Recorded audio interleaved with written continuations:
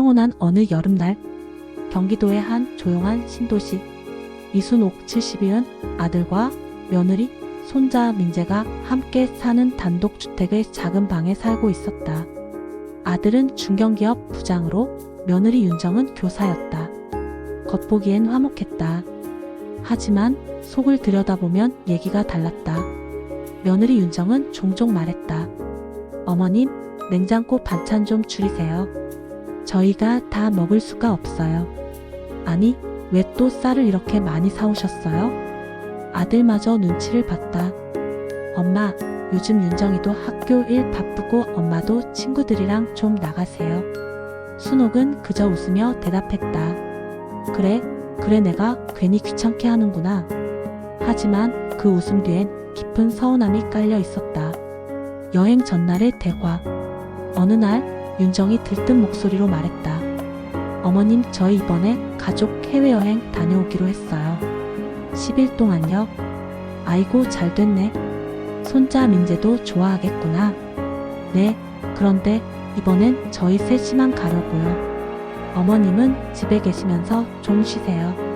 그 말에 순간 순옥의 미소가 굳었다.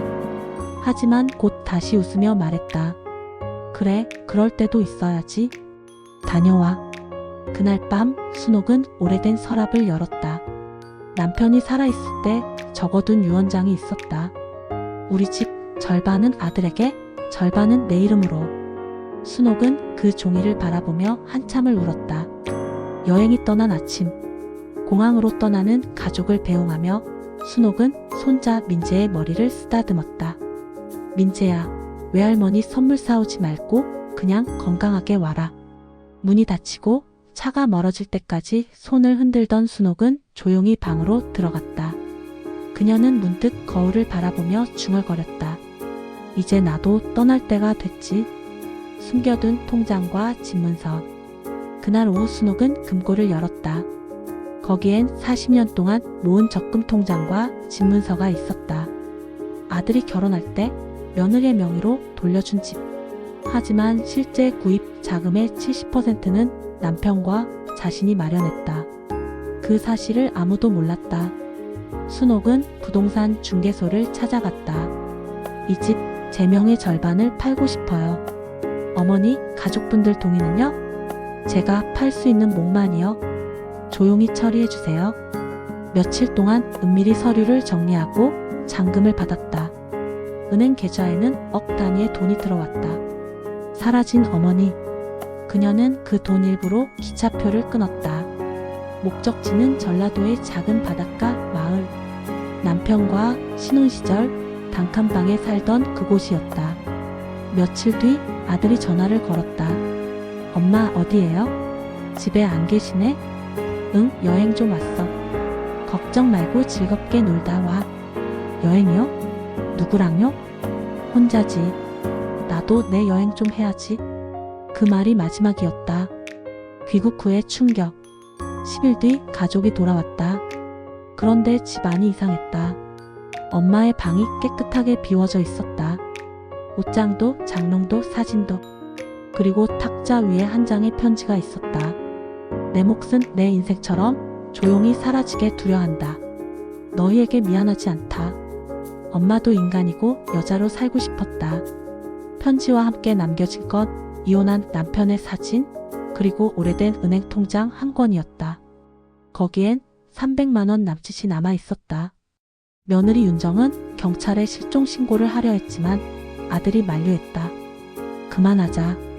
엄마가 원해서 간 거야. 하지만 속으로 그는 분노했다. 재산 반은 내 몫인데 이게 다 무슨 짓이야? 그는 몰래 통장을 추적했고 놀라운 사실을 알았다. 어머니가 받은 돈 중 절반 이상이 어느 요양원 건립 기부금으로 들어가 있었다. 그 요양원은 무연고 노인을 위한 공동주택으로 지어지고 있었다. 1년 후 아들은 출장을 핑계로 전라도에 내려갔다. 그곳에서 한 요양원 원장을 만났다. 혹시 이순옥 씨를 아시나요? 아, 그분요? 저희가 돌보던 분 중 한 분입니다. 얼마 전까지 바다 앞 벤치에 매일 앉아 계셨죠. 원장은 벽에 걸린 액자를 보여줬다.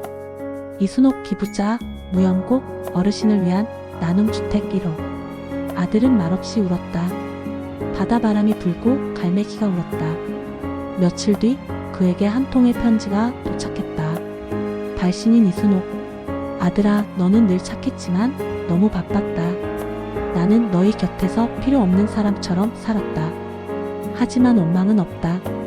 너희는 너희의 삶을 살고 나도 내 마지막을 찾은 거야.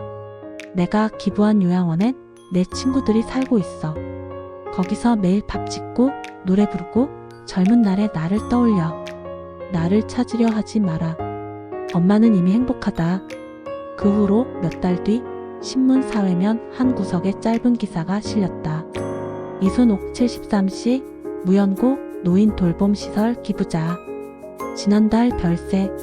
기사는 작았지만 그의 아들은 그날 밤 처음으로 어머니의 사진을 꺼내놓고 울었다. 며느리 윤정도 아무 말 없이 촛불을 켰다. 손자 민재가 물었다. 아빠, 할머니는 왜 집을 팔고 갔어? 민재야, 할머니는 자기 행복을 찾아간 거야. 카메라는 창밖으로 멀어지며 작은 바닷가 요양원 앞에 푸른 바다를 비춘다. 그 바람 속엔 어머니의 목소리가 들리는 듯 했다. 이제야 내 인생을 산 것 같구나.